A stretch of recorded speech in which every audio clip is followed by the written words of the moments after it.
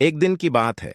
गांव में जब देवर अपनी भाभी से मिलने गया, वह भाभी को बहुत प्यार करता था, लेकिन वह शर्मीला और विनम्र था। उसके मन में उसकी भाभी के प्रति एक अलग ही भावना थी। देवर चिंता से, ये कैसे हुआ कि मेरी भाभी ने मुझे इतना आकर्षित किया है। उस दिन वह खेत में काम करते समय भी अपनी भाभी के बारे में ही सोचता रहता। फिर एक दिन जब देवर और भाभी एक साथ गांव के बाजार में गए, तो उसने अपनी भाभी की मदद करने का मौका पाया। उसकी भाभी ने उसकी सहायता को स्वीकार किया और उससे बातचीत शुरू हुई। देवर ने अपने मन की बात भाभी से कहने का साहस किया। देवर हौसले से, भाभी, मैं आपसे बहुत प्यार करता हूं।